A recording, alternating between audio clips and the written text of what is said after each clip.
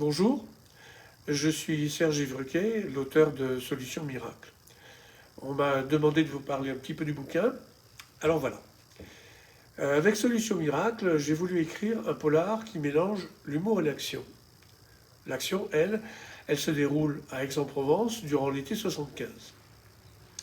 1975, c'est pas le Moyen-Âge, mais c'est tout de même une autre époque.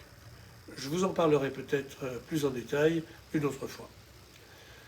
Mon protagoniste, Jean-Luc, est un jeune homme de 20 ans, plutôt beau gosse, mais timoré, renfermé, très imprégné d'une foi catholique naïve et touchante, transmise par Magali, sa défunte maman, une vraie grenouille de bénitier. Jean-Luc a trois passions, sa religion, les aventures de Tintin et Milou et le cinéma d'auteur. D'ailleurs, pour vivre, il est projectionniste à l'Alhambra, un cinoche qui, hélas, projette principalement des films X depuis que Giscard a pris le pouvoir en 1974. Pourquoi? Alors ça aussi, je vous en parlerai peut-être plus en détail une autre fois. Autre caractéristique de notre Jean-Luc, il est plutôt fauché. Son maigre salaire lui suffit tout juste pour vivre, alors il n'est pas question de faire des folies et même de pouvoir économiser. Il est tellement coincé dans le passé, Jean-Luc, qu'il a donné le prénom de sa mère, Magali, à la vieille Dauphine en Renault héritée d'elle. Une guimbarde tellement déglinguée qu'il lui a fallu emprunter l'argent à Berthe, son cousin, pour la faire remettre en état.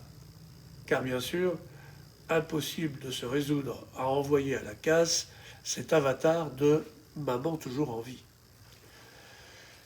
Berthe, c'est l'exact opposé de Jean-Luc.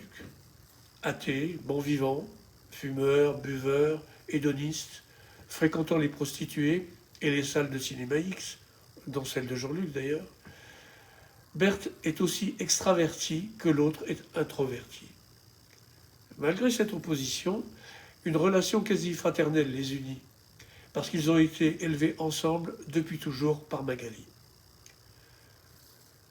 Jean-Luc supporte mal cette dette envers Berthe, assimilable selon lui à un péché.